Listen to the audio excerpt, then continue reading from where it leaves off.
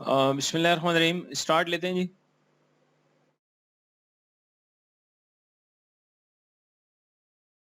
Ji I hope के सबसे screen सबके साथ शेयर हो रही है। चैट बॉक्स में आप बता सकते हैं, अगर आप बोलेंगे तो आवाज नहीं आएगी। और लैंग्वेज भी चेक कर लें जी, उर्दू है इसमें, कोई इंग्लिश वाला बच्चा तो नहीं है, बता दें भाई। Sir everyone can understand Urdu, कोई इंग्लिश वाला आ गया तो बता दें।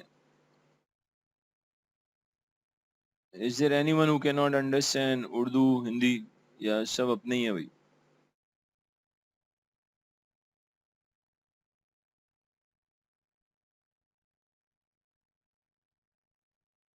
चलिए देख लेते हैं। चलें सब ठीक। अच्छा बेटा, एक चीज का सबको आइडिया है कि एसबीआर के अंदर, अच्छा अगर if someone is not able to understand Urdu तो English, if I talk about English तो this same lecture is already uploaded in English, ठीक है जी। अब जरा बात कर लेते हैं। देखिए बेटा, एसबीआर में कंसोलिडेशन में चेंज आ गया है। मैं पहले एक चीज बता देता हूं, जो एसबीआर में कंसोलिडेशन में चेंज आया है ना, वो इन टर्म्स ऑफ कॉन्सेप्ट कोई चेंज नहीं है। In terms of concept there is no change. बेटा आपने अपने माइक बंद रखने जी, किसी एक का माइक खुला हुआ है, प्लीज माइक बंद रखिएगा जी। ये खोकर साहब है शायद, इनका माइक खुला हुआ है, बेटा माइक बंद रखिएगा, अदरवाइज मसला होगा जी। प्लीज रिक्वेस्ट है जी, माइक बंद रखें, थैंक यू जी। अच्छा, ये अच्छी बात क्या है कि कंसोलिडेशन में जो चेंज आया है, there is no change in the concepts. Concept सारे वही हैं ऑब्वियसली। जो चेंज है वो भी बता देता हूं। 30 मार्क्स का जो कंसोलिडेशन का क्वेश्चन है 30, उसमें अराउंड 12 से 12 टू 14 में, 14 भी मैं मैक्सिमम कह रहा हूं, नॉर्मली 12 मार्क्स तक का एरिया चेंज हुआ है। उस चेंज में है क्या, वो आपको ड्राफ्टेड कंसोलिडेटेड एसओएफपी, एसओसीआई या इवन कैश फ्लो स्टेटमेंट दे सकते हैं। आपको उसमें डिफरेंट एडजस्टमेंट्स बतानी पड़ेंगी। हम वो सारा तरीके से सॉल्व करते हैं। ये आपके ही स्पेसिमेन का क्वेश्चन है और डायरेक्टली हम इस वक्त एसीसी के अपने सीबी प्लेटफॉर्म पे ही हैं, ठीक है जी। इसमें अगर आप देखें तो आपके लेफ्ट हैंड साइड के ऊपर रिक्वायरमेंट्स हैं, पहले रिक्वायरमेंट्स पढ़ लेते हैं जी, जिससे आपको आइडिया होगा कि वो चेंज एक्चुअली अप्लाई कहां पे हो रहा है। मैं आपको बताता हूं, देखें रिक्वायरमेंट ए का एसबीआर के चेंज से कोई लिंक नहीं है। A1 में there is no change, A2 में कोई इशू नहीं है, बी के अंदर कोई इशू नहीं है, इवन जो आपकी रिक्वायरमेंट सी है उसमें भी कोई इशू नहीं है। C1 no change, C2 no issue. Only जो चेंज आया ना, चेंज दैट इज C3, जो अराउंड 12 मार्क्स की एक रिक्वायरमेंट है। तो अभी जो एसबीआर में मेन पेपर में 30 मार्क्स का कंसल्टेशन का क्वेश्चन आएगा, उसमें एक रिक्वायरमेंट ऐसी होगी जिसमें चेंज बेसिकली ये कि समझे वो पहले से आपको एक ड्राफ्ट कंसोलिडेटेड एसओएफपी, एसओसीआई या कैश फ्लो स्टेटमेंट दे देगा, उसको आपने कंप्लीट करना है। ठीक हो गया जी। अब वन बाय वन पहले रिक्वायरमेंट्स पढ़ते हैं, फिर हम इसको डिस्कस करते हैं, फिर मेन जो असल रिक्वायरमेंट है उस पर जाएंगे आहिस्ता आहिस्ता इंशाल्लाह। अच्छा, ए के वन में देखिए वो कह रहा है using exhibit 1 only discuss why Green Company should be classified as an associate, not a subsidiary on 1st April X4। पहले तो एक देखिए, क्वेश्चन की रिक्वायरमेंट में एक हिंट है, मतलब आपको ना you have to stick to that कि यार ग्रीन कंपनी एसोसिएट ही है भाई, क्योंकि रिक्वायरमेंट में वो खुद कह रहा है, मतलब आपको ये बताना है कि ग्रीन कंपनी एसोसिएट क्यों है, सब्सिडरी क्यों नहीं है। तो हिंट ये कि जी आई स्टिक टू एसोसिएट, यार है तो एसोसिएट, बस प्रूफ करना है उसको, 4 मार्क्स। अच्छा बेटा, इसको सॉल्व करने का तरीका ये होता है कि जो रिक्वायरमेंट ए है ना, अब वो सारे का सारा डिस्कशन वाले एरिया उसको आप वर्ड प्रोसेस में सॉल्व करो। और अच्छा तरीका ये होता है कि जो रिक्वायरमेंट A1 है, आप रिक्वायरमेंट A1 को कॉपी करें, ठीक है जी, control C and control V, copy paste, तो ये आपकी रिक्वायरमेंट ही आपकी हेडिंग बन जाएगी। मैं रिपीट कर रहा हूं, आपकी जो रिक्वायरमेंट है वही आपकी क्या बन जाएगी, हेडिंग बन जाएगी, ठीक है जी। इसकी आदत डालें, टाइम बचेगा आपका एग्जाम में। अब ओनली एग्जिबिट 1 कह रहा है, तो let us directly go to exhibit 1। देखते हैं ये एग्जिबिट 1 में वो क्या कह रहा है। ये आ गया एग्जिबिट 1, ठीक है जी। आई होप कि स्क्रीन सबके साथ शेयर हो रही है और रीडेबल भी है। थोड़ा सा इसको वो कर लेते हैं और जूम इन। आई होप के कुछ मुनासिब है।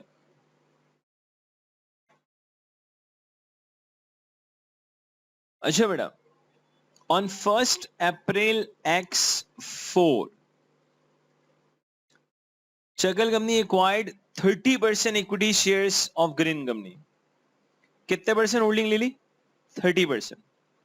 आगे पढ़ लेंगे इंशाल्लाह, लेकिन प्लीज एक हम सबकी नॉर्मल अंडरस्टैंडिंग है, वो बेटा नॉर्मल अंडरस्टैंडिंग हम सब की ये है कि 20 से 50% के दरमियान अगर किसी कंपनी में आपकी होल्डिंग है, नॉर्मली हम उसको एसोसिएट ले लेते हैं।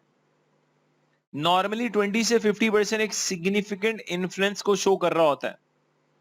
हाँ, 20 से 50% की जो होल्डिंग है वो वन ऑफ द इंडिकेटर्स है। थोड़ा सा और अगर डेप्थ में जाएंगे तो सिग्निफिकेंट इन्फ्लुएंस पता चल जाएगा अगर डायरेक्टरशिप की चेयर में से एटलीस्ट एक चेयर आपके पास हो। अगर किसी कंपनी में 20 से 50% के दरमियान मेरे पास होल्डिंग है और एक आध डायरेक्टरशिप की चेयर मेरे पास है, तो हम कह सकते हैं वो उस कंपनी में हमारा सिग्निफिकेंट इन्फ्लुएंस है। एक और एग्जांपल ले लेते हैं। किसी कंपनी में मान लें 20 से 50% आपकी होल्डिंग है और उस कंपनी के जितने टेक्निकल मैटर्स हैं उसमें आप अपनी टेक्निकल टीम को बेचते हैं, उनको असिस्ट करते हैं। तो सर अगर आप ऐसा कुछ कर रहे हैं तो भी हम कहेंगे आपका वहां पे क्या मौजूद है? सिग्निफिकेंट इन्फ्लुएंस मौजूद है। और जहां आपका सिग्निफिकेंट इन्फ्लुएंस होता है वो कंपनी आपके लिए क्या है? एसोसिएट है। खैर आगे बढ़ते हैं। अभी तो हमने बताना है कि एसोसिएट क्यों है। तो Jekyll company acquired 30% equity shares of green company. Okay, the consideration consist of $100 million cash. Sir जो आपकी कंसीडरेशन है ना वो 100 मिलियन का कैश है, cost of investment. The carrying amount of net asset of green company on 1st April X4 कितना था? 286। बेटा इस कंपनी के एट एक्विजिशन जो नेट एसेट है वो 286 है, और कहते हैं विच वाज सेम एज क्या? फेयर वैल्यू, यानी कि आपने किसी फेयर वैल्यू एडजस्टमेंट के बारे में कुछ नहीं सोचना। Since then green company has been stated at cost. अच्छा, तब से आज तक इन्होंने किस पे रखा हुआ है? कॉस्ट पे रखा हुआ है। अब यहां रुक जाए बेटा, अगर एक कंपनी में आपके पास सिग्निफिकेंट इन्फ्लुएंस है और वो आपकी एसोसिएट है तो आपको इक्विटी अकाउंटिंग को फॉलो करना है, इक्विटी मेथड को फॉलो करना है।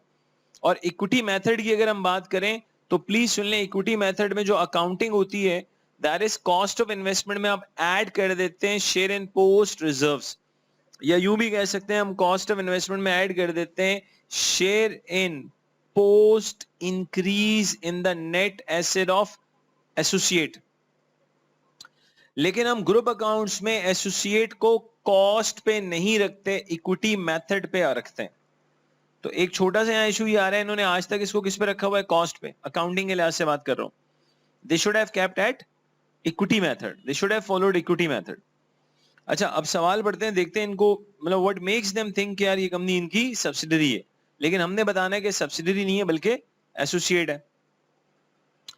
अच्छा, green company has been stated at cost, ये बात होगी। Remaining 70% of equity of green company at 1st April X4 was owned by a few other investors, okay, none of which owned more than 10% equity of the green company. Analysis show that all shareholders have voted independently in the past. There has been no clear past voting patterns suggesting that Chakal company is unable to directly influence the economic decision of the other investor. अब please scenario सुन लें। देखें, आपके पास 30% holding है, बाकी जो investors हैं they have कितनी holding जी? 70%। अब हमारे जहन में तो IFRS 10 भी आता है ना, जो ये बताता है कि यार जरूरी थोड़ी है in order to get control you have to have the 50% holding.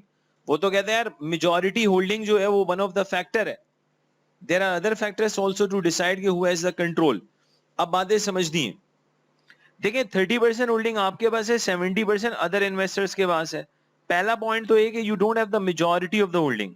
Actually, majority of the holding is with other investors, other shareholders. Second, 70% shareholding is just with the few other shareholders, few other investors. It means जब आप few other की बात करते हैं, they are not dispersed. ये कोई पूरी दुनिया में थोड़ी फैले हुए हैं।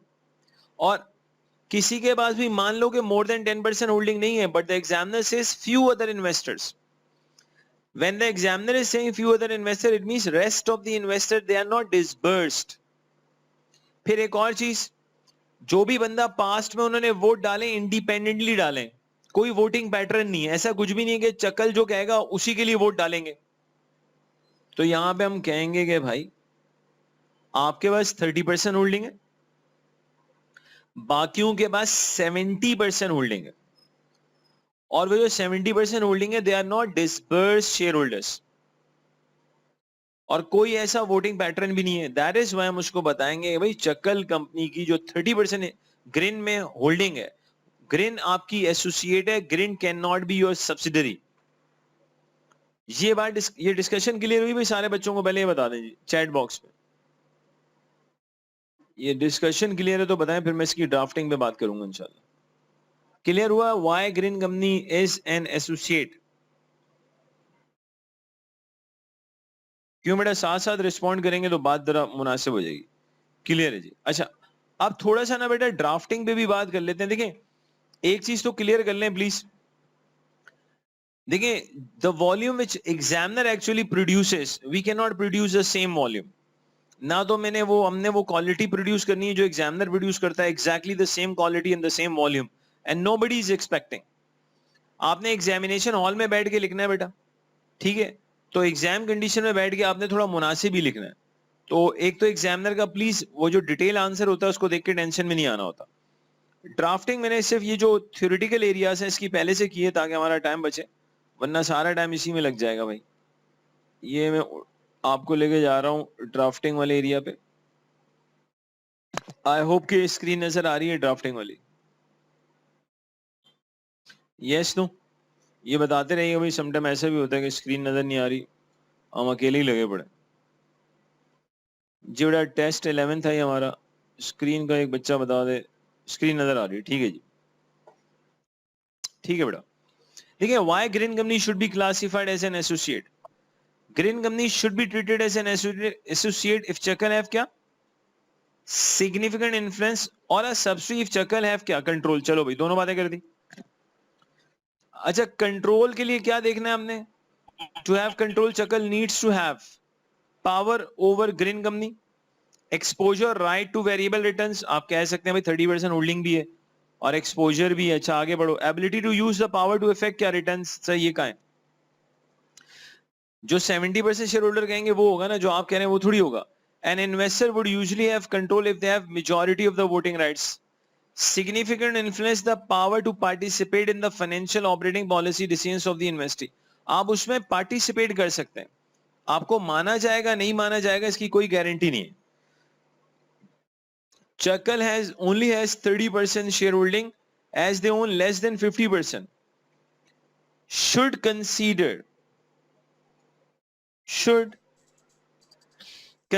if there are other factors देख लें which indicate they have the power. The other investor do not appear to disburse. क्यों? क्वेश्चन में क्या लिखा था? चंद ही तो है, few. They all voted independently in the past, so there is no evidence of an agreement to vote. Sir, इन्होंने कोई agreement थोड़ी कर रखा है बाकी लोगों ने आपके साथ या किसी और के साथ. The two companies share some key management personnel which can be evidence control, but there is insufficient evidence. Question में शायद ऐसा भी था, कुछ की मैनेजमेंट पर्सनल शेयर हो रहे हैं लेकिन कोई इतनी खास इंफॉर्मेशन नहीं थी. There are no further factors that imply Chuckle have control. Instead, they have significant influence, and therefore इसको क्या लेना पड़ेगा? Associate लेना पड़ेगा. Therefore, it is correct to treat grain as an associate. ये भी जो 4 मार्क्स के लिए ड्राफ्टिंग मैंने की ना थोड़ी ज्यादा है, इससे भी थोड़ा कम लिखेंगे तो चलेगा. असल में मेन पॉइंट्स आपने लिखने हैं, बस आपके आंसर से पता लग जाए कि सवाल समझ में आया आपको. अब बेटा जरा क्वेश्चन पे वापस चलते हैं.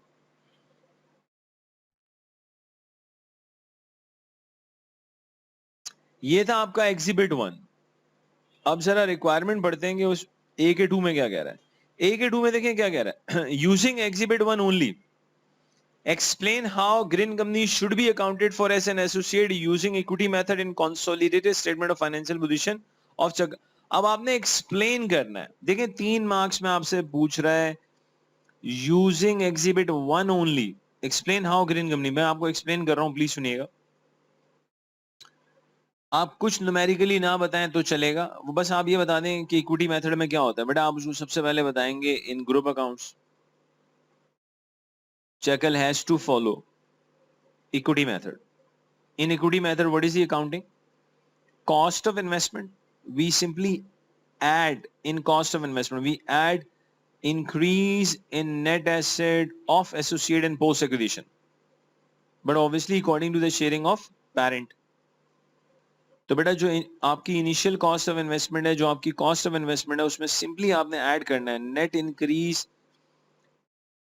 आपने सिंपली एक चीज ऐड कर देनी है, increase the share in net increase in the net assets of associate, या आप यूं कह लें कि सिंपली ऐड कर दें post share in post acquisition increase in the reserves of associate. तो कॉस्ट ऑफ इन्वेस्टमेंट में जब आप ऐड कर देंगे शेयर इन पोस्ट रिजर्व्स, या आप ऐड कर देंगे share in post increase in the net asset of associate, बस जो आंसर आपके पास आएगा उसी को हम इक्विटी मेथड कह रहे होते हैं। ये सिंपली 2-3 लाइंस में आपने बताना है। अगर आप साथ में थोड़ा न्यूमेरिकली भी बता देते हो तो अच्छी बात है, नहीं बताएंगे तो भी चलेगा। अगर मैं आपको हल्का सा न्यूमेरिकली इसमें पॉइंट बताऊं, प्लीज देखिएगा। मैं एग्जिबिट 1 पे दोबारा जाता हूं। आप लोग सब देखें एग्जिबिट 1 में आपको डे 1 में जो हमने इन्वेस्टमेंट की है वो 100 मिलियन की, चेक कर लें। इन्वेस्टमेंट 100 की है, एट एक्विजिशन नेट एसेट 286 थे, और 31 मार्च X6 को अगर आप देखें नेट एसेट बता रहा है 348। अब प्लीज देखिएगा, अगर हम 348 में से माइनस कर दें 286 को, ये आता है 62। रिपीट कर रहा हूं, अगर आप 348 में से 286 को माइनस कर दें तो ये 62 आता है। आप उसका 30% ले लो।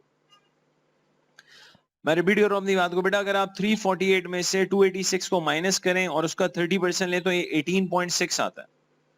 तो लॉजिकली 100 मिलियन के अंदर आप 18.6 ऐड कर देंगे तो इन्वेस्टमेंट इन एसोसिएट का कैरिंग अमाउंट आ जाएगा बाय यूजिंग इक्विटी मेथड। लेकिन वो न्यूमेरिकली ना बताएं, वो कह रहे हैं भाई एक्सप्लेन करें। तो let's go to explanation. Let me share this. अच्छा, ये एक्सप्लेनेशन वाले पार्ट पे आता है।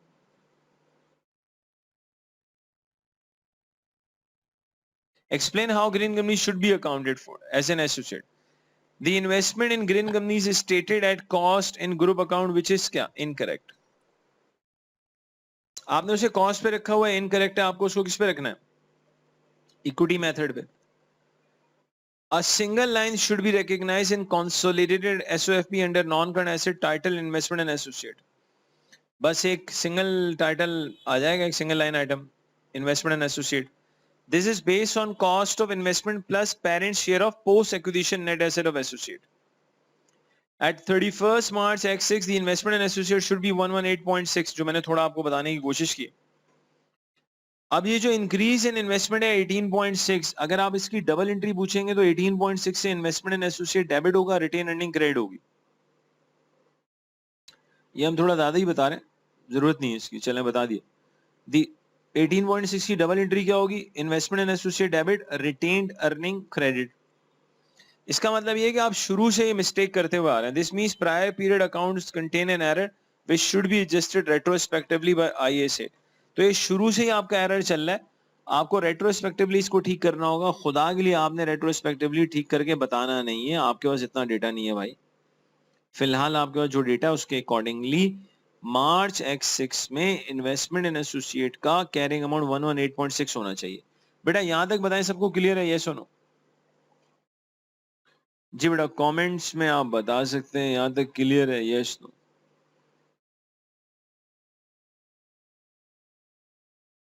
चले बेटा यहां तक क्लियर है, दैट्स ग्रेट। आगे चलते हैं। अच्छा जी, हमें क्वेश्चन पे दोबारा आना पड़ेगा।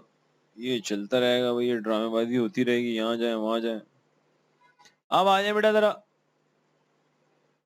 अगली रिक्वायरमेंट पहले पढ़ लो ना, क्या कह रहा है। अच्छा जी, ये तो हो गया। यूज, अच्छा बी पार्ट में क्या कह रहा है भाई? बी में कह रहा है using exhibit two explain briefly why classification of Jekyll company. investment in green company should change on 1st April X6 to that of subsidiary. बेटा देखिए सवाल में हिंट है बी के अंदर, आपने ये बताना है कि अब इसको हम क्यों सब्सिडरी लें. Using exhibit 2 explain briefly why the classification of Chakal company's investment in green company should change. क्यों सब्सिडी में? भाई एक आसान सा तरीका है बेटा, कंट्रोल आ गया तो सब्सिडरी खत्म. सोचो बस सारा गेम इस चीज का है ना, आपको ये बताना है कंट्रोल आया है कि नहीं आया. ठीक है, अगर कंट्रोल आ गया यू हैव द कंट्रोल, बस बात खत्म होगी भाई. तो बात कर लेते हैं, एग्जिबिट 2 पे चलते हैं.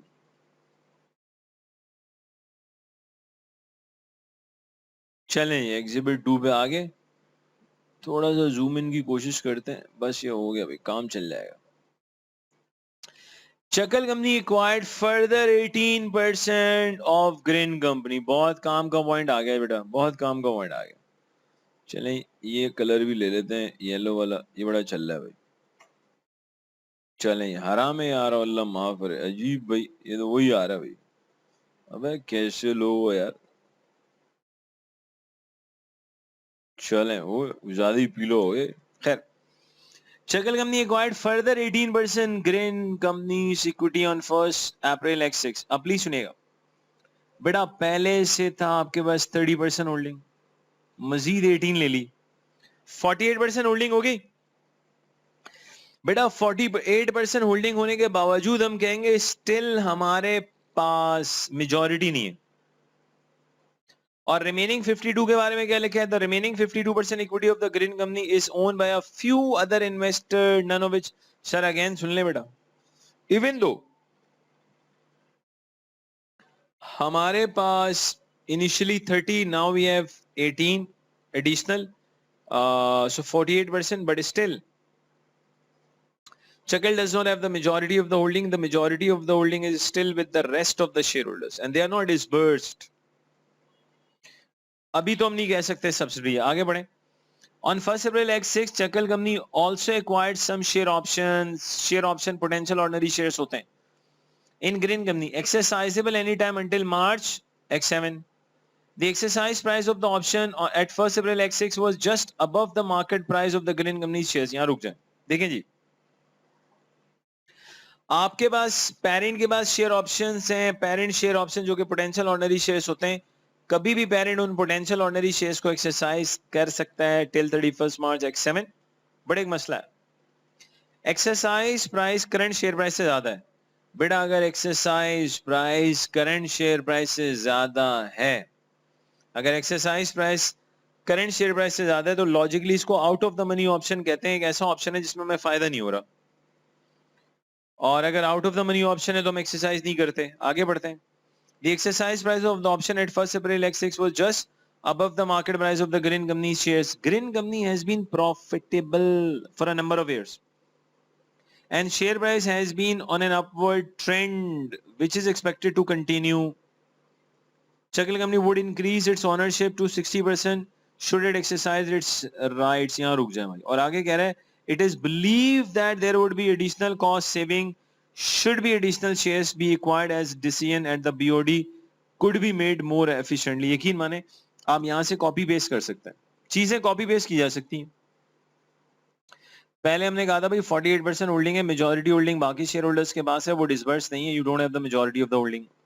अब हम शेयर ऑप्शंस पे, हमने शेयर ऑप्शन में उसको ये भी बताया right now share option out of the money है, लेकिन फिर उसके बाद हम बताएंगे but it is quite clear from the scenario that share price of the green company is expected to increase, which means that exercising the share option today will actually result in anticipated cost saving.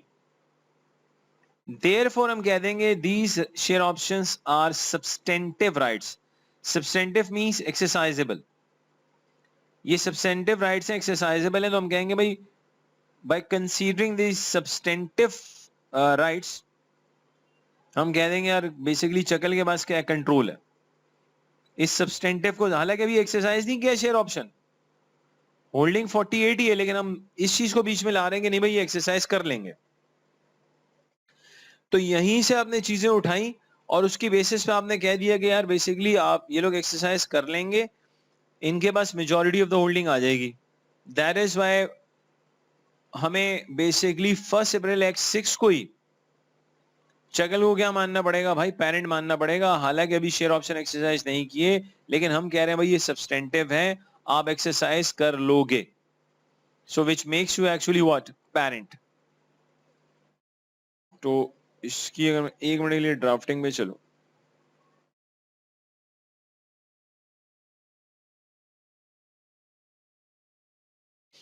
बेटा इसमें देखें, the classification of green company should change to a subsidiary if Chakal have obtained control on 1st April X6. After additional 18% stake in green company, Chakal now have 48% shareholding, so they still do not have majority. अभी भी majority नहीं है. Thus, the remaining shares are owned by a few other shareholders, none of which own more than 10%. So these are unlikely to be considered disbursed. नहीं है भाई वो. Chakal have acquired some share options, so they need to assess if they have control through potential voting rights. The share options are currently exercisable, even though the right now exercise price is above than the current share price, since the share is expected to rise. Share price is expected to rise, which means cost saving is anticipated. Therefore, these rights are deemed क्या? Substantive. The share option would take shareholding to 60 of that is the majority. It seems 1st April X6 Chakal is having क्या? Control. बेटा इस basis पे हम कह रहे हैं यार कंट्रोल आपके पास। आप देख रहे हैं यहां तक पूरा कंसोलिडेशन का वही पुराना मेथड चल रहा है जो पहला चल रहा था। तो ये जो चेंज आया है ना कंसोलिडेशन का बेटा, वो मैक्सिमम 12 नंबर को हिट करेगा, वो भी प्रेजेंटेशन में चेंज आया है, तो पैनिक की जरूरत नहीं, और चेंज भी बड़ा आसान है इंशाल्लाह, तंग नहीं करेगा आपको। भी देखते हैं इंशाल्लाह, पहले ये लोग देख लें हम लोग, जब बड़ा रिक्वायरमेंट्स में वापस आते हैं। अच्छा जी, अब सी का वन देखें बेटा, using exhibit 2 C1, explain why briefly how the additional purchase of 18% equity in green company should be accounted for in the consolidated financial statement of Chakal. Sir कह रहे हैं explain करें how additional purchase of 18% equity in green company should be accounted for in consolidated financial statement of Chakal company. अब please सुनना बेटा, थोड़ी देर पहले हम डिसाइड कर चुके हैं चकल के पास कंट्रोल आ गया। चकल के पास क्या आ गया? कंट्रोल। अब सुनना, the day we parent gets the control through step acquisition, ये 18% को हम किसकी तरफ लेके जा रहे हैं? Step acquisition. तो हम मुझे बताएंगे भाई the day parent gets the control through obviously step acquisition, what do we do? Number one we remeasure the fair value of the original investment, existing investment. सबसे पहले तो बेटा जो हमारी एग्जिस्टिंग इन्वेस्टमेंट है हमें उसे फेयर वैल्यू पे लाना पड़ेगा, और रीमेजरमेंट में जो फेयर वैल्यू में चेंज आएगा, whatever either it's going to be gain or loss, that goes to group P&L. तो पहले जो आपकी एडिशनल इन्वेस्ट और जो एग्जिस्टिंग इन्वेस्टमेंट है जिसको आप इक्विटी मेथड पे अकाउंट फॉर कर रहे हो, आपको सबसे पहले देखना पड़ेगा 30% जो हमारी होल्डिंग है, 30 जो एग्जिस्टिंग है, उसकी फेयर वैल्यू क्या है at the day we got that 18% holding. वो जो हमारी पुरानी इन्वेस्टमेंट है उसको फेयर वैल्यू पे लाएंगे, और जो भी चेंज होगा वो ग्रुप P&L में चला जाएगा। तो fair value of initial investment original 30% holding plus in cost of investment of 18% holding, बेटा दोनों को यूटिलाइज किया जाएगा गुडविल कैलकुलेट करने में। दोनों को यूटिलाइज, 18% की कॉस्ट ऑफ इन्वेस्टमेंट लेंगे और एग्जिस्टिंग जो 30% होल्डिंग है उसकी फेयर वैल्यू लेंगे। अब अगर 1 मिनट के लिए, अच्छा ये तो आपने एक्सप्लेन करना है, ठीक है, इसकी एक्सप्लेनेशन वाला एरिया पहले देख लें, फिर हम आहिस्ता आहिस्ता नंबर्स पे जा रहे हैं, फिक्र नहीं करें। यहां आ जाए, ये सिर्फ 2 मार्क्स का था शायद। Explain how the additional 18% in Grim company is a step acquisition because Chakal have obtained control over Grin. At 1st April, original shareholding 30% should be remeasured to fair value with a gain on remeasurement recognized का group P&L. the fair value 30% would then be used in goodwill calculation. Goodwill should be calculated as fair value of consideration less क्या fair value net asset at acquisition. ये भी बता दिया उसको. चलें ये अब ये 2 मार्क्स के लिए बहुत है बेटा. ये जो मैंने ड्राफ्टिंग करने की कोशिश की है इससे आपको एक एलिमेंट ऑफ सुकून मिलना चाहिए कि भाई उतना नहीं लिखना जितना एग्जामिनर लिखता है. उतना लिखने का तो टाइम ही नहीं होता कि सर वो इतना क्यों लिखता है. वो बेटा आपको अगर मिल जाए तो पूछ लीजिएगा, मुझे ही बता देना. बहुत फारिग होगा उसको, बस टाइम होगा बहुत, क्या बोल सकते. वो सिखा रहा होता है बेटा इसलिए इतना लिखता है. वापस आ जाए. अच्छा जी अब C2 using exhibit 3 explain how fair value of non-current and current asset of green company at 1st April X6 including any deferred tax adjustment should be calculated. Sir 6 marks का आ गया, ये काम का पॉइंट आ गया. C2 क्या कह रहा है दोबारा पढ़ो. Using exhibit 3 explain how. आपने बताना है बेटा fair value of non current asset and current asset of green company at 1st April X6 including deferred tax. अब पहले सुनना बेटा, एट एक्विजिशन जब आपके पास कंट्रोल आता है, जब आपके पास कंट्रोल आता है तो ये आईएफआरएस 3 की रिक्वायरमेंट है. एट एक्विजिशन आपको सब्सिडी के तमाम नेट एसेट को फेयर वैल्यू पे लाना होता है. अब जब आप सब्सिडी के तमाम नेट एसेट्स को एट एक्विजिशन फेयर वैल्यू पे लाते हैं तो it is very much possible कि सब्सिडी की इंडिविजुअल बुक्स में कैरिंग अमाउंट कुछ और हो और एट एक्विजिशन फेयर वैल्यू कुछ और हो.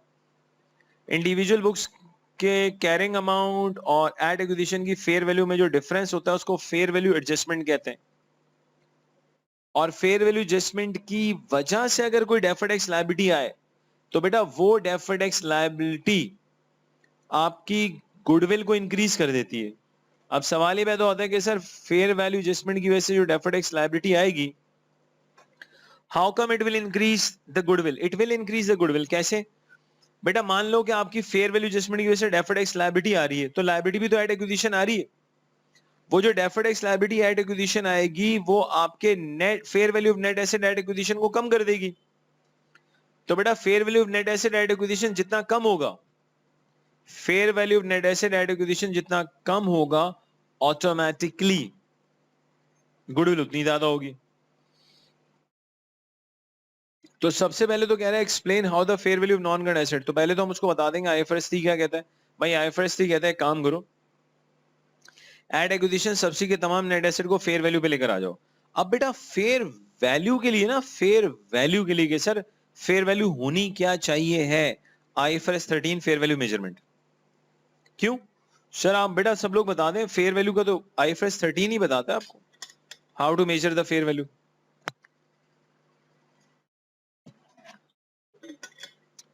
तो जिस दिन कंट्रोल आएगा उस दिन मुझे सब्सिडी के तमाम नेट एसेट्स को एट एक्विजिशन फेयर वैल्यू पे लाना है. ये तो आईएफआरएस 3 कह रहा है. लेकिन हर एक की फेयर वैल्यू का अमाउंट क्या होगा बेटा? हर एक की फेयर वैल्यू का अमाउंट वो होगा जो आईएफआरएस 13 कहता है, जो आईएफआरएस 13 कहता है. तो पहले जरा सवाल पढ़ते हैं फिर मैं आपको बताता हूँ आईएफआरएस 13 के अकॉर्डिंगली फेयर वैल्यू कैसे आएगी. हमें जाना है एग्जिबिट 3 पे. आए जी, ये आ रही है एग्जिबिट 3 में. लोड हो जा भाई. हो गई भाई अल्हम्दुलिल्लाह. द डायरेक्टर्स, चले 90% इसको 100% कर लेते हैं ताकि कुछ शायद मुनासिब हो जाए मामला. अच्छा, ये the directors of Jekyll company have prepared a spreadsheet of consolidated statement of financial position as at April X6 exhibit 4. ठीक है. The investment in green company have been stated at 100 million and 66 गलत है. 100 को तो increase हो जाना चाहिए. बताता हूँ अभी. Net asset of green company have been included at their carrying amount. The equity of the green company has also been a balancing figure. जो green company की equity और balancing figure है. Goodwill इन्होंने calculate नहीं की. The consideration for the further 18% equity. अच्छा जी. भाई हमें येलो वाला ही थोड़ा मुनासिब लग रहा है. अबे भाई इनकी भी ड्रामेबाजी है. हो गया येलो. लो 200. अबे भाई चलो जी, चलो जी. ये नहीं हो भाई, ये कह रहा मैं नहीं हो रहा. हाईलाइटर पे जाओ यार. चल भाई तू ही सही है यार. अच्छा जी, द डायरेक्ट, इसमें देखिए जो सेकंड पैराग्राफ है, the consideration for further 18% of equity shares of green company on 1 April X6 is included in SOP 66। Sir 18% holding की जो कॉस्ट ऑफ इन्वेस्टमेंट है 66 है। The fair value of the original 30% equity interest was 127 million. अब बेटा सुन ले, जो original investment थी ना उसकी फेयर वैल्यू 127 है। बेटा सबसे पहले हमें एक काम करना था जो शायद हम डिस्कशन में कर चुके हैं, जो आपकी इन्वेस्टमेंट है ना एसोसिएट में, पहले हम 100 मिलियन को 118.6 पे लाएंगे, फिर जिस दिन कंट्रोल आया उस दिन आप 118.6 को 127 से कंपेयर करेंगे, डिफरेंस ग्रुप पीएनएल में चला जाएगा। इस पे आते हैं थोड़ी देर में, अभी तो हमें जरा देखना है कि फेयर वैल्यू उसका क्या होगा। The carrying amount of net asset of green company बता रहा है जी। इसके बाद देखिए यहां कुछ इंफॉर्मेशन दे रहा है, इंक्लूडेड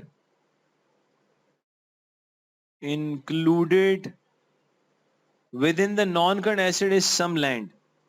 बेटा नॉन करंट एसेट में कुछ लैंड है। The carrying amount of this land 1 April X6 को कैरिंग अमाउंट कितना बताएं जी?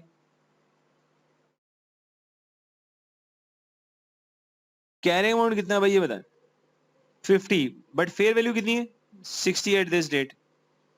अब मुझे बताएं, एट एक्विजिशन कैरिंग अमाउंट 50 है, फेयर वैल्यू 60 है, तो हम तो जब गुडविल निकालेंगे 50 पे काम थोड़ी करेंगे, 60 पे काम करेंगे। क्या मैं कह सकता हूँ 10 फेयर वैल्यू एडजस्टमेंट है, और ये फेयर वैल्यू एडजस्टमेंट अपवर्ड है, इससे आपके net asset at acquisition increase होंगे। बेटा अगर net asset at acquisition increase होंगे, net asset at acquisition increase होंगे, तो बेटा उस फेयर वैल्यू एडजस्टमेंट की वजह से जो डेफर्ड टैक्स लायबिलिटी आएगी, बेसिकली वो डेफर्ड टैक्स लायबिलिटी आपके नेट एसेट्स को क्या कर देगी? कम कर देगी। तो फेयर वैल्यू एडजस्टमेंट से रिलेटेड जो डेफर्ड टैक्स लायबिलिटी आती है, टेक्निकली उसका इंपैक्ट गुडविल में जाता है and it increases the goodwill. तो अगर एग्जामिनर कुछ भी नहीं कह रहा तो बेटा याद रखिएगा, एट एक्विजिशन 60 फेयर वैल्यू होगी, जो 50 का कैरिंग अमाउंट है हम उस कैरिंग अमाउंट को टैक्स बेस ले लेंगे। जो 50 का कैरिंग अमाउंट है, अगर एग्जामिनर कुछ नहीं कहेगा हम उसी को टैक्स बेस ले लेंगे, तो लॉजिकली फेयर वैल्यू ज्यादा है, टैक्स बेस कम है। एसिड के केस में अगर टैक्स बेस कम हो और एट एक्विजिशन फेयर वैल्यू ज्यादा है, जो डिफरेंस आएगा 10 का, वो एक किस्म की फेयर वैल्यू एडजस्टमेंट अपनी जगह पर है, लेकिन IAS 12 के अकॉर्डिंगली वो एक डेफर्ड, वो एक टैक्सेबल डिफरेंस है। अगर रिकॉल करें, काफी पहले पढ़ा था IAS 12 में आपने ऐसी चीजें, कैरिंग अमाउंट ज्यादा और टैक्स बेस कम हो तो टैक्सेबल डिफरेंस आता है, और टैक्सेबल डिफरेंस को जब आप टैक्स रेट से मल्टीप्लाई करेंगे, टैक्सेबल डिफरेंस को जब टैक्स रेट से मल्टीप्लाई करेंगे तो आपके पास डेफर्ड टैक्स लायबिलिटी आ जाएगी। और अगर आप फेयर वैल्यू की बात करेंगे तो प्लीज सुनिएगा, फेयर वैल्यू कैसे आएगी, जस्ट अ मिनट।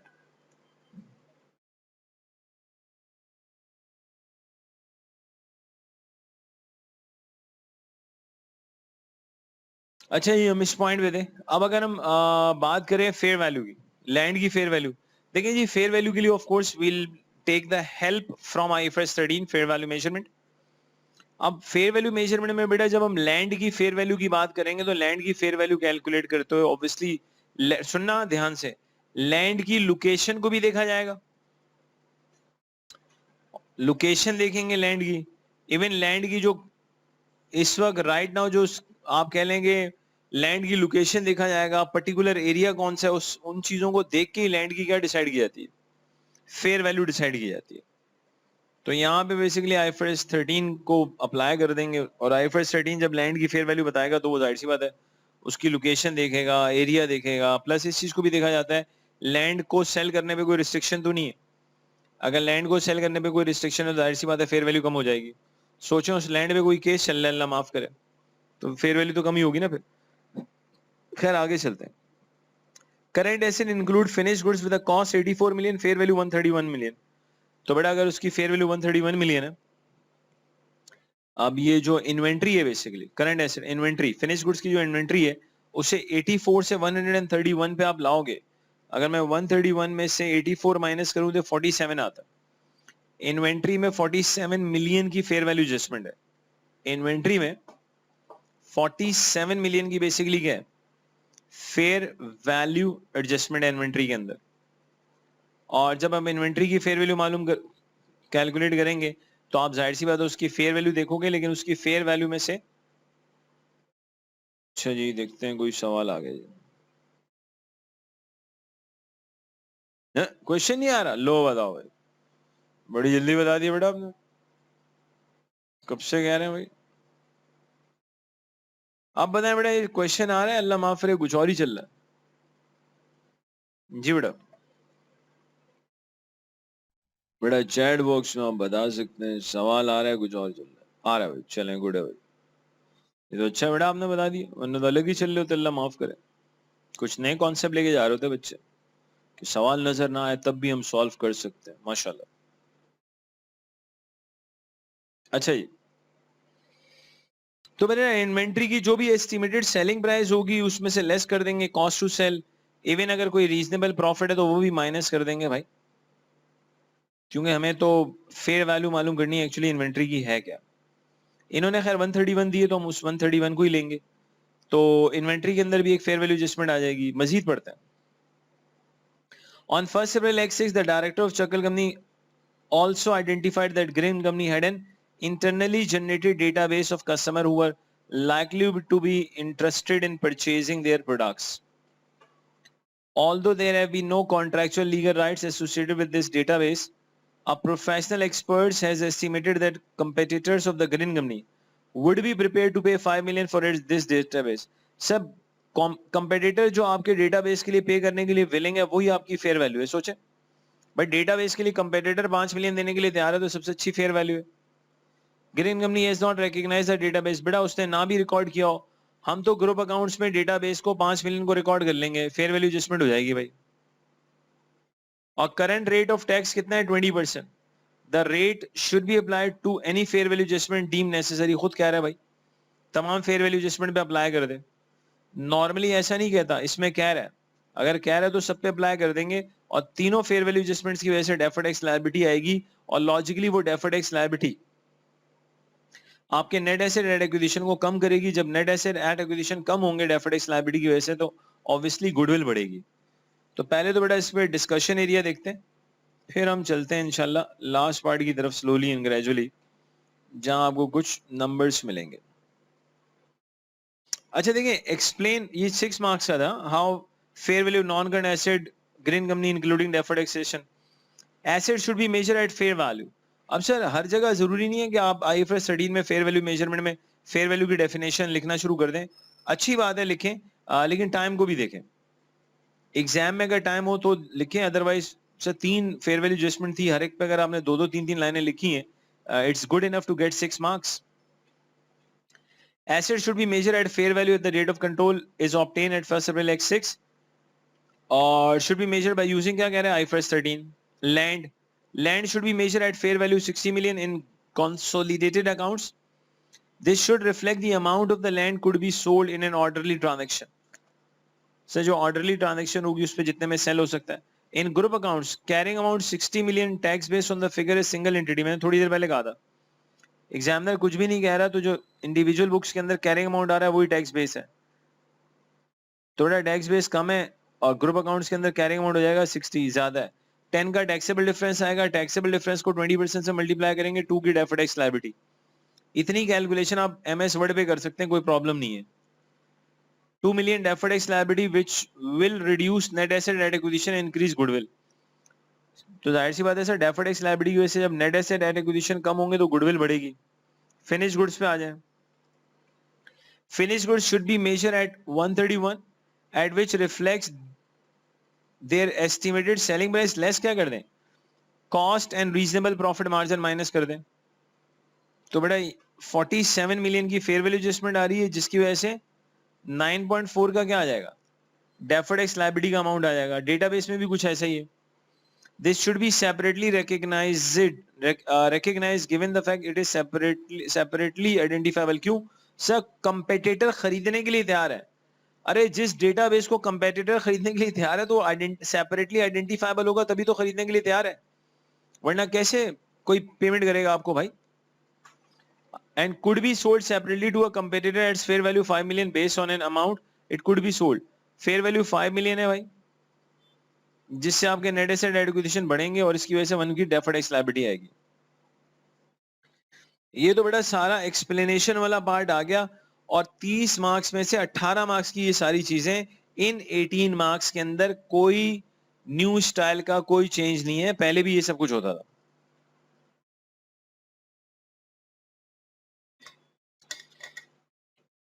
अब बेटा जो चेंज वाली कहानी है उस पर चलते हैं, अल्लाह का नाम लेके, ताकि आपको आइडिया हो कि सर चेंज क्या है। सर मतलब बच्चे ये भी पूछना चाह रहे हैं what is a change,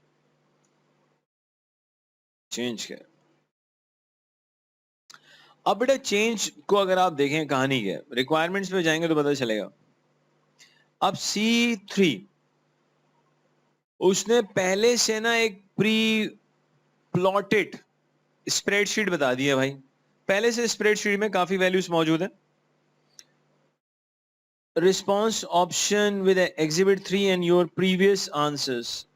Adjust the spreadsheet prepared by the directors of Chakkal Company in order to prepare corrected consolidated SOFP. Spreadsheet should take to account. अब क्या क्या लाना है भाई, अकाउंटिंग फॉर एसोसिएट, आप बेटा बताएंगे अकाउंटिंग फॉर एसोसिएट की जो आपने अकाउंटिंग की है उसको इनकॉर्पोरेट करें।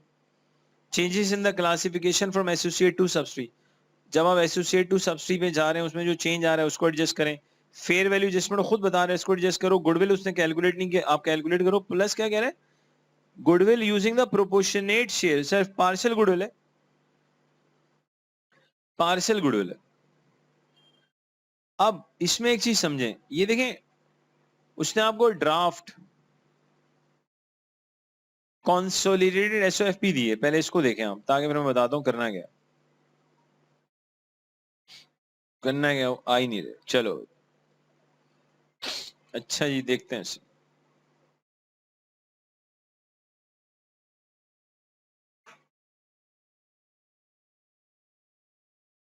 अब ये जो ड्राफ्ट दिए ना बेटा उन्होंने, ये देखें ये चल हाँ, आप लोग देख रहे हैं एक मिनट के लिए, ये जो ड्राफ्टेड है ना, बाज बच्चे इसमें परेशान हो रहे थे शायद कि सर इसी के अंदर इसको इसमें सॉल्व नहीं करना बेटा, ये तो it's a part of question, ये रिस्पॉन्स ऑप्शन नहीं है।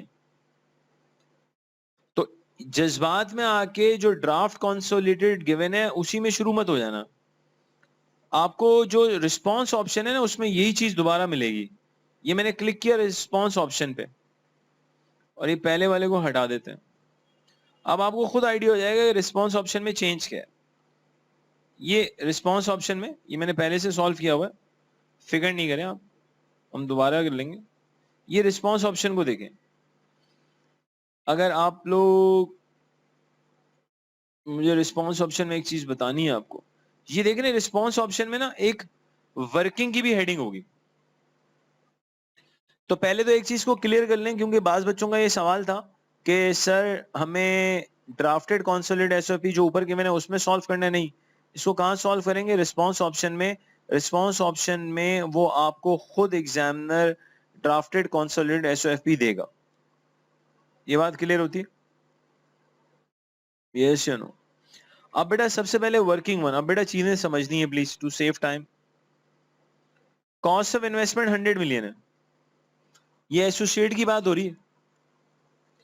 इसके बाद मैंने यहां देखें ऐड किया share in post acquisition reserve, ये कैसे आया था, ये भाई दिखाई दे रहा है ना ऊपर सबको, सेल को मैंने कलेक्ट किया तो ये कैसे आया 18.6 जी बेटा, ओ भाई ये तो नजर आ रहा है ना वरना, ठीक है। आपके पास इन्वेस्टमेंट इन एसोसिएट आ गई 118.6, दोनों को ऐड कर दो। अब एट जिस दिन कंट्रोल आया है, जिस दिन कंट्रोल आया उस दिन आपको अपनी एग्जिस्टिंग 30% होल्डिंग को, एग्जिस्टिंग 30% होल्डिंग को फेयर वैल्यू पे लाना पड़ेगा। फेयर वैल्यू 127 है, गिवन है क्वेश्चन में। अब इसको देखें, 127 की फेयर वैल्यू में से अगर मैं इन्वेस्टमेंट इन एसोसिएट 118.6 को माइनस करूंगा तो 8.4 का जो गेन आ रहा है ये गेन जाएगा पीएनएल में, ग्रुप पीएनएल में। पहले बताइए सारे बच्चों को वर्किंग वन समझ में आई जी बेटा, वर्किंग वन के ऊपर कमेंट कर दें, सबको समझ में आएगी।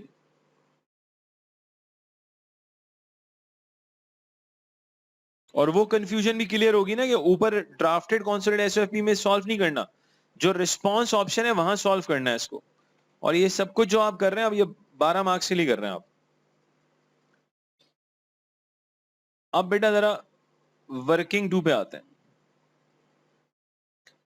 Goodwill at acquisition, cost of additional 18% holding 66 है, और ये आपके पास फेयर वैल्यू आ रही है कितनी, 127।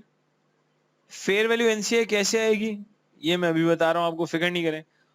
प्रोपोर्शनेट एनसीआई को जो रखा हुआ है वो प्रोपोर्शनेट ऑफ नेट एसेट पे रखा हुआ है। हमें पहले नेट एसेट एट एक्विजिशन निकालने पड़ेंगे, और नेट एसेट एट एक्विजिशन को मल्टीप्लाई करेंगे 52% से।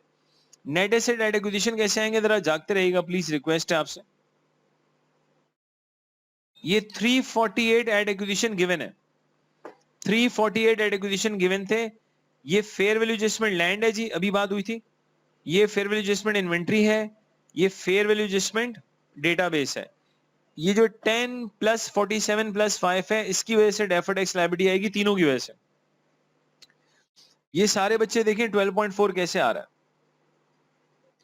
बेटा मैंने 10 को ऐड किया प्लस 47 प्लस 5, तीनों फेयर वैल्यू एडजस्टमेंट को ऐड किया, 20% से मल्टीप्लाई किया। नेगेटिव साइन मैंने ब्रैकेट से पहले ही लगा दी थी, उसकी वजह ये कि डेफर्ड टैक्स लायबिलिटी की वजह से नेट एसेट एट एक्विजिशन कम होंगे। ये जरा बताएं भाई, 12.54 वाला पॉइंट क्लियर हो रहा है सबको? 12.4 वाला, यस नो, अगर बच्चे मौजूद हैं।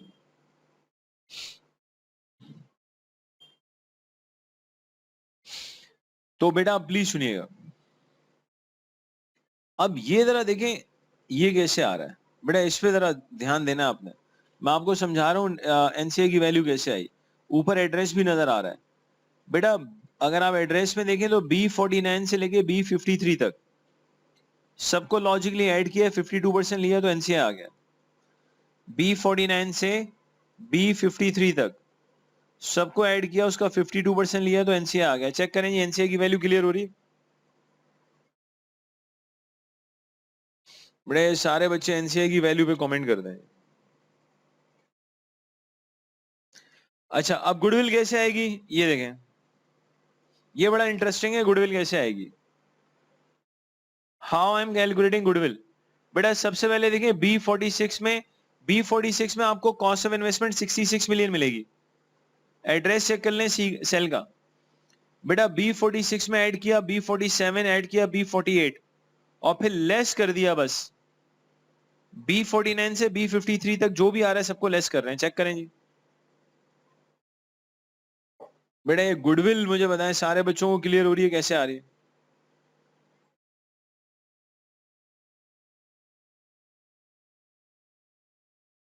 ठीक हो गया, तो ये वर्किंग 1 वर्किंग 2 हो गई।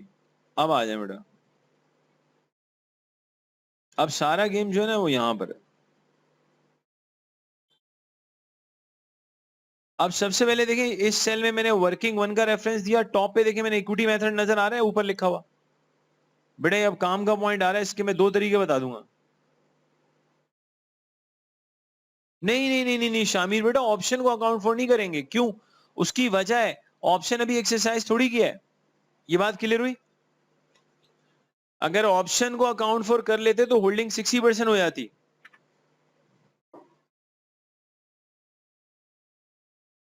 ये वीडियो ही तो बन रही है खोकर साहब, ये क्या बन रहा है? ये वीडियो तो बन रही है बेटा।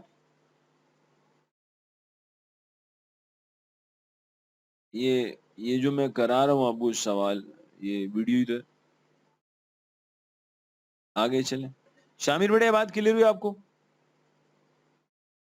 आई मीन टू से जी बेटा, रिकॉर्ड करेंगे, ये लेक्चर की रिकॉर्डिंग मिलेगी आपको, टेंशन ना लें। अरे नहीं नहीं नहीं नहीं शामिर बेटा, please try to understand, please समझना मेरी बात ध्यान से। हमने डिसाइड कर लिया है भाई, वी हैव डिसाइडेड कि कंट्रोल हमारे पास है, और हम ऑप्शन को क्या करेंगे, एक्सरसाइज कर लेंगे। ऑप्शंस को क्या, लेकिन अभी हमने एक्सरसाइज नहीं किया। अगली चीज देखिएगा, मेरी बात समझना, एग्जामिनर आपको कह रहा है कॉन्सोलिडेटेड एसओएफपी बनाए, और अगर आप बीच में ये फटा डाल दो कि जी हमने तो ऑप्शन एक्सरसाइज ही नहीं किया। अब सुनना शामिर बेटा, हमने ऑप्शन एक्सरसाइज ही नहीं किया तो ग्रुप अकाउंट कहां से बनाए? फिर तो बनेंगे नहीं। ये बात क्लियर हुई? 48% भी काम करना पड़ेगा।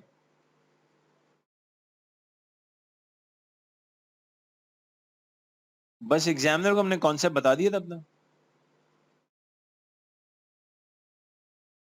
जी, अब आप मेन मुद्दे पे पहुंच गए भाई। अच्छा वापस आता है। अच्छा बेटे, ये मैंने सेल को सिलेक्ट किया है जिसमें इक्विटी मेथड ऊपर लिखा हुआ नजर आ रहा है, ये पहले सारे बच्चे बता दें, समझ में आ रहा है? ऊपर वर्किंग वन, सेल को सिलेक्ट किया, ऊपर एड्रेस नजर आ रहा है, व्हाट इज हैपनिंग? इस 18.6 की मैंने आपको एंट्री बताई थी, investment in associate debit, retain earning credit, जागते रहेगा। ये देख रहे हैं 18.6 इन्वेस्टमेंट इन एसोसिएट डेबिट है, और ये देखें रिटेन अर्निंग क्रेडिट है। ये क्लियर हुआ? कहां पे शो कर रहे हैं इसको? यार कुछ भी नहीं है, यकीन माने आपको तो हमने, आप चेक कर लें, मैंने तो आपको शुरू के क्वेश्चंस में पूरा पूरा एसओएफपी कैसे बनाते हैं, कंप्लीट पीएनएल कैसे बनाते हैं, कंप्लीट कैश फ्लो स्टेटमेंट कैसे बनाते हैं, वो सीखा है आपने। ये तो बहुत आसान है। इसमें तो आपको जो एडजस्टमेंट आपने किया उसका इंपैक्ट दिखाना है। तो 18.6 की क्या एंट्री होगी भाई? Investment in associate debit, retain earning credit. इसके बाद देखिएगा भाई,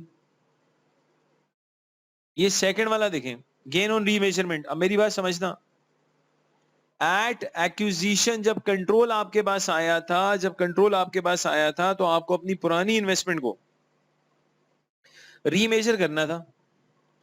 पुरानी इन्वेस्टमेंट को क्या करना था? रीमेजर। जो पुरानी इन्वेस्टमेंट को बेटा आपने रीमेजर किया है, ये वर्किंग टू है बेसिकली, और टू नजर आ रहा है आपको। पुरानी इन्वेस्टमेंट को जब आपने रीमेजर किया था तो उसकी फेयर वैल्यू 127 थी।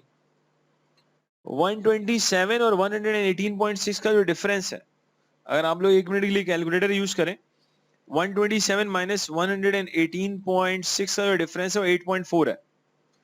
8.4 से ग्रुप की रिटेन अर्निंग बढ़ जाएगी। 8.4 से ग्रुप की रिटेन अर्निंग बढ़ेगी, ये चेक कर लो यार। ये बात क्लियर हुई? 8.4 से ग्रुप की रिटेन अर्निंग बढ़ जाएगी। जी बेटा, इस पे कमेंट कर दें भाई, 8.4 से ग्रुप की रिटेन अर्निंग बढ़ जाएगी। जी बेटा, अगर यहीं पर है तो आप बता सकते हैं। बेटा जिस दिन आपके पास, प्लीज सुन लें, जिस दिन आपके पास कंट्रोल आता है, मैं इसकी कैलकुलेशन दिखा देता हूं, देखिएगा। सारे बच्चे इसको देखें, आपको 118.6 मिला इन्वेस्टमेंट एसोसिएट का अमाउंट, 118.6। ये तो बता दें, जिस दिन कंट्रोल आया ना, जिस दिन कंट्रोल, उस दिन आपको पुरानी इन्वेस्टमेंट को फेयर वैल्यू पे लाना पड़ेगा। 30% जो हमारी होल्डिंग है एग्जिस्टिंग, उसकी फेयर वैल्यू 127 है। 127 118.6 का डिफरेंस 8.4 है, चेक करें। तो 127 और 118.6 का डिफरेंस लेंगे तो 8.4 आ जाएगा। ये 8.4 आपके ग्रुप रिटेन अर्निंग को बढ़ा देगा। अब क्लियर है बेटा सारे बच्चों को?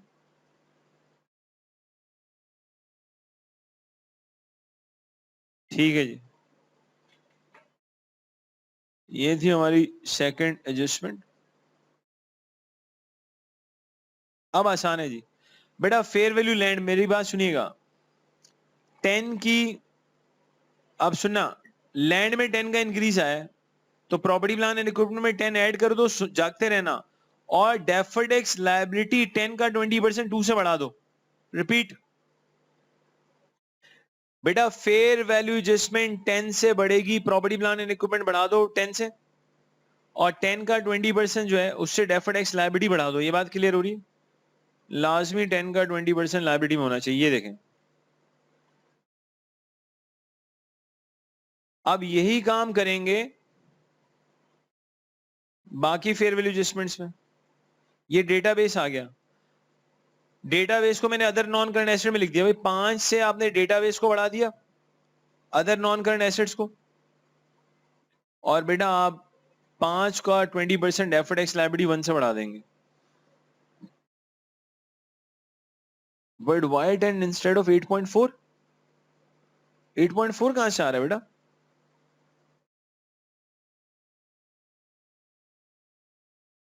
खोकर 8.4 कैसे आया? जी खोकर साहब, वाई 8.4 बताएं।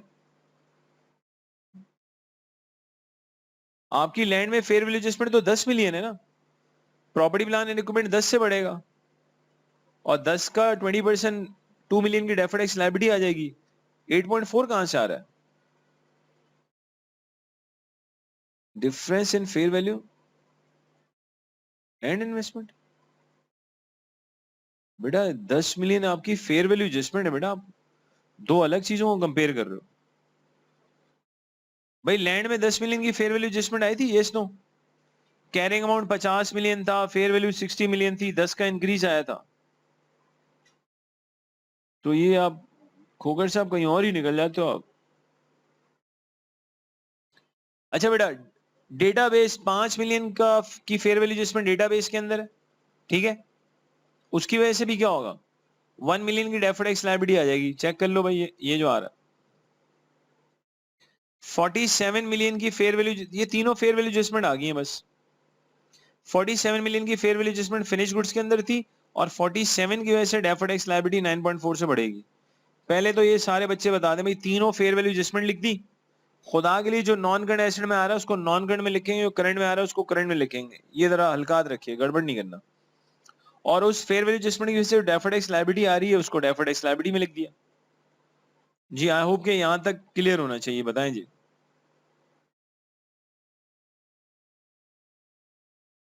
ठीक हो गया जी। अब बेटा देखिएगा 47 के बाद हम क्या कर रहे हैं। अब क्वेश्चन में ना जरा जागते रहना, इन्होंने किया हुआ क्या है। ये क्वेश्चन में आप देखेंगे आपको 348 नजर आ रहा है, एग्जामिनर ने खुद किया हुआ है, मैंने कुछ नहीं किया। ग्रीन सिक्योरिटी नजर आ रही है नॉन कंट्रोलिंग इंटरेस्ट के अंदर, ग्रीन सिक्योरिटी मतलब नॉन कंट्रोलिंग इंटरेस्ट के नीचे ग्रीन सिक्योरिटी किसी को लिखी हुई मिली? अब बेटा मेरी बात सुनना, ओ भाई ये ग्रीन जो है ना, ग्रीन ये अब हमारी सब्सिडरी है। इवन एसोसिएट भी होती तब भी मैं एसोसिएट की इक्विटी साइड नहीं लेता भाई। तो सब्सिडी की तो इक्विटी साइड लेते ही नहीं है हम, तो सिर्फ क्या करते हैं, सब्सिडी के पोस्ट एक्विजिशन रिजर्व्स के अंदर शेयर लेते हैं।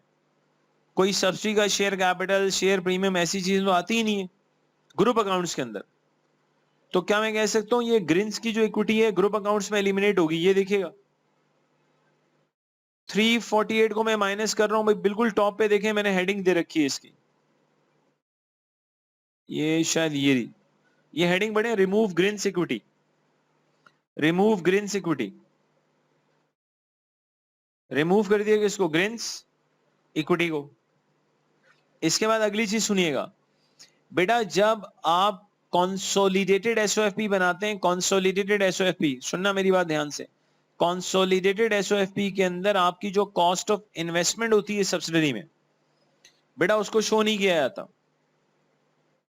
हम अपनी इन्वेस्टमेंट इन सब्सिडी को शो नहीं करते और दूसरी तरफ जो सब्सिडी का इक्विटी साइड होता है, शेयर कैपिटल, शेयर प्रीमियम, उन चीजों को शो नहीं कर रहे होते। और ये कंपनी अब it is no more associate, ये आपकी सब्सिडरी है, तो सारी इन्वेस्टमेंट एलिमिनेट होंगी। ये देखें, ये देखें क्या कर रहा हूं, remove investment in associate and additional investment, इसको रिमूव करो भाई ग्रुप अकाउंट्स में से, इनकी जरूरत नहीं है भाई। रिमूव कर दें भाई investment in associate and additional investment को, क्या कर दें, रिमूव। ये जरा देख लें, इनको मैंने रिमूव कर दिया। अब नेगेटिव लिखूंगा, माइनस की साइन लगाऊंगा तो ही रिमूव होगा। कैसे? लास्ट कॉलम में क्लियर हो जाएगी बात। पहले बताएं रिमूव वाला कॉन्सेप्ट क्लियर हो रहा है भाई? ग्रुप अकाउंट्स में ये चीज नहीं आती, क्योंकि इन्वेस्टमेंट इन एसोसिएट इसलिए नहीं आ रही, it is no more associate, it has become your subsidiary now.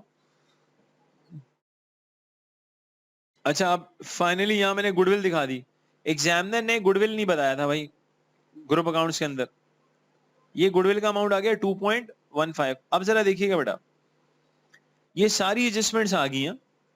इन्हीं एडजस्टमेंट को बताने का एक और तरीका भी हो सकता है, वो भी मैं आपको बता देता हूं इंशाल्लाह। पहले ये देख लें, अब ये देखें 2031 कैसे आया है बेटा। 2031 ऐसे आ रहा है कि लॉजिकली मैंने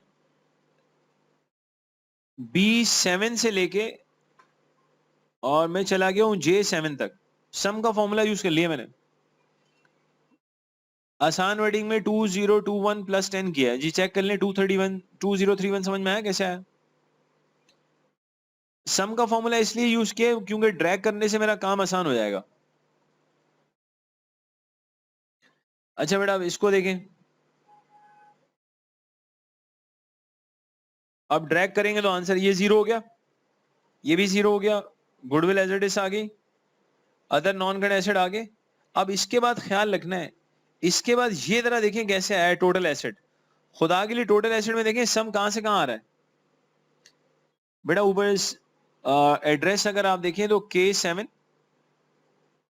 K7 से K11 तक को सम किया, ये बात क्लियर हो रही है टोटल एसेट्स वाली बात। गुडविल की कैलकुलेशन बता देते हैं बेटा, गुडविल की कैलकुलेशन बता दूंगा, मसला नहीं हो। पहले ये देख लो यार, पहले टोटल एसेट में देख लें 222 4.15 कैसे आया ये देख लो। गुडविल वाला बता रहा हूँ, टेंशन न लें इंशाल्लाह। पहले इसको निपटा लें। अच्छा बेटा आप सुनिएगा, ये नॉन करंट एसेट और ये है करंट एसेट 589। 589 कैसे आया? 542 प्लस 47, मैंने तो सम का फॉर्मूला यूज किया। अब टोटल एसेट कैसे आएंगे इसको देखें आप, एड्रेस देख लें बेटा, non current asset plus current asset, non current asset plus current asset, total non current asset plus total current asset, दोनों को ऐड कर देंगे टोटल एसेट आ जाएंगे। टोटल एसेट आ रहे हैं आपके पास 2813.15। जी बेटा टोटल एसिड पे सारे बच्चे बताएं, पहले क्लियर करें, यही है कुछ और? टोटल एसिड तक क्लियर है भाई? इसके बाद जो 0 0 नजर आ रहे हैं वैसे ही जज्बात में आ गए, छोड़े उसे। शेयर कैपिटल पेरेंट का as it is, other component of equity as it is. Retain earning बेटा, रिटेन अर्निंग 1157 में 18.6 8.4 ऐड हो रहा है, चेक कर लो। रिटेन अर्निंग, इसके बाद इसे देखें, टोटल इक्विटी का सम का फॉर्मूला देखें, K20 से K22 तक, आसान वर्डिंग्स में 150 से 1184 तक मैंने सम का फॉर्मूला यूज किया तो 1704 टोटल इक्विटी आ रही है। अब बेटा नॉन कंट्रोलिंग इंटरेस्ट, इसको चेक करें कैसे आ रहा है, 206.8। ये एट एक्विजिशन आया था 206.8। अगर मैं इस पे आपको लेके जाऊं, गुडविल निकालते हुए 206.8 आया था। ये मैं गुडविल पे आ रहा हूं भाई दोबारा, ये गुडविल की कैलकुलेशन देख लें। वर्किंग टू 18% जो होल्डिंग है उसकी वैल्यू 1066 है। 30% जो मेरी इन होल्डिंग है उसकी फेयर वैल्यू 127 है। ये बड़ा फेयर वैल्यू एनसीआई है। फिर ये गुडविल की कैलकुलेशन देख लें, ये दोबारा से एक बच्चे ने पूछी थी, क्लियर हुआ बेटा गुडविल कैसे आ रही है?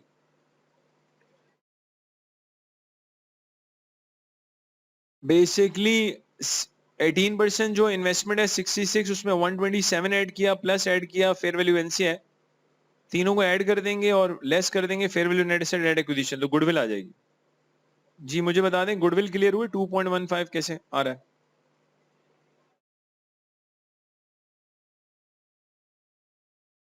जी बेटा अगर ये क्लियर है तो आगे चलें।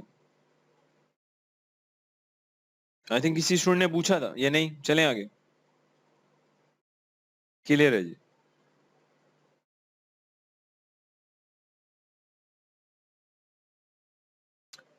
अब बेटा इस पे आ जाए,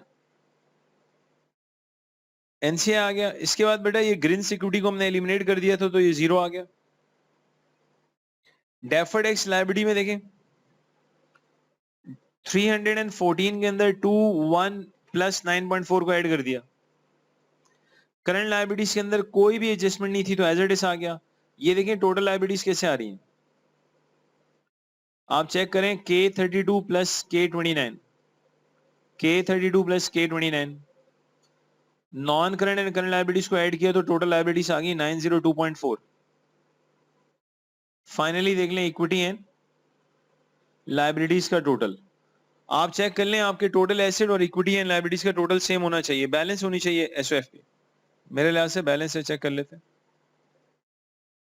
अरे सर ये पॉइंट, अबे जरा सा पॉइंट्स का फर्क आ रहा है, खुदा के लिए उससे कुछ नहीं फर्क पड़ता। ये 0, ये 0.15 है और ये क्या 0.2 है, चलेगा बेटा।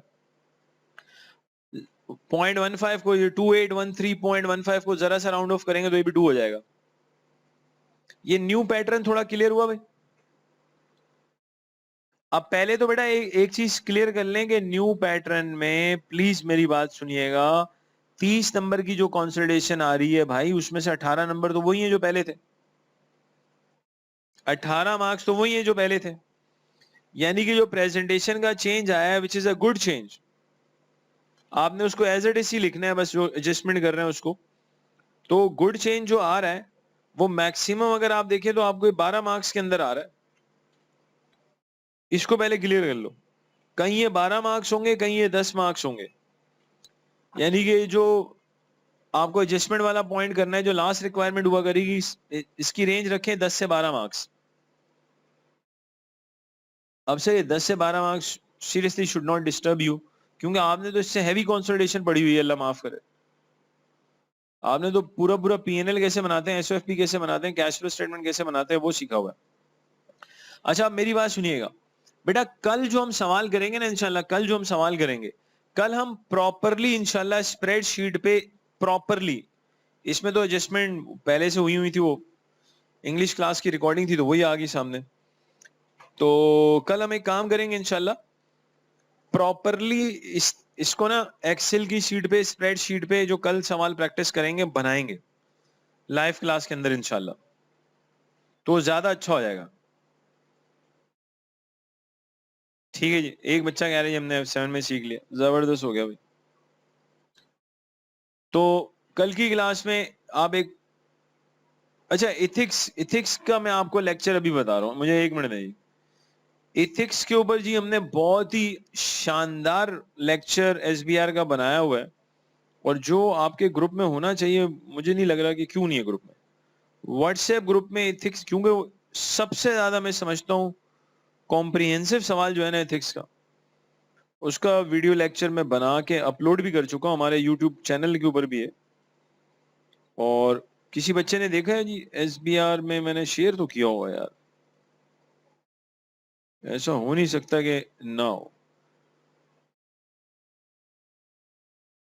और ये नहीं कोई मसला नहीं है बेटा, एग्जाम बैलेंस शीट मैच ना करे कोई इशू नहीं है, मैक्सिमम 1 मार्क या 2 बहुत ज्यादा बोल लो, उसकी टेंशन ना ले, वो 1 से 2 मार्क्स की टेंशन ना ले। बस एग्जाम में बेटा याद पहले तो देखें अच्छी बात क्या है, जो चेंज आ रहा है 10 से 12 मार्क्स को हिट कर रहा है, चेंज कोई बहुत खतरनाक नहीं है। फिर उससे भी इंपॉर्टेंट चीज ये है कि भाई ये जो चेंज है ये बहुत आराम से इंशाल्लाह आपसे मैनेज हो जाएगा। और फिर कल जो इंशाल्लाह अल्लाह ने चाहा तो हम क्लास जो लेंगे उसमें थोड़ा सा टाइम तो लगेगा, लेकिन हम जो क्लास लेंगे उसमें इंशाल्लाह हम लाइव क्लास के अंदर इस पे देख लेंगे कि कैसे ये स्प्रेडशीट वगैरह बनानी है, ताकि आपको मजीद बात जो है इंशाल्लाह मुनासिब तरीके से क्लियर हो जाए। तो कल की क्लास में ये चीज आपको बहुत अच्छे से क्लियर हो जाएगी। ये बेटा मैं आपको इथिक्स वाला सवाल, ये क्या चक्कर है भाई, 1 मिनट दीजिएगा, 1 मिनट दीजिएगा।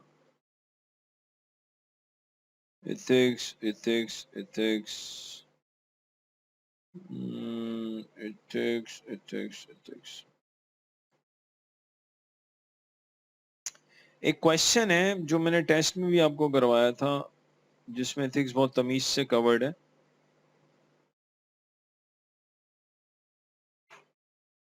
ये मिल गया अच्छा जी, ये मैं आपसे शेयर कर रहा हूँ, लेकिन ये आपके पास पोर्टल में भाई ये उर्दू में भी मौजूद है, जो मैं आपसे शेयर कर रहा हूँ अभी, ये पोर्टल पे अपलोडेड है जी। याद है जिसमें बेसिकली इथिक्स और ये कहा था कंसल्टेशन का जो चेंज है, ये एक वीडियो लेक्चर के अंदर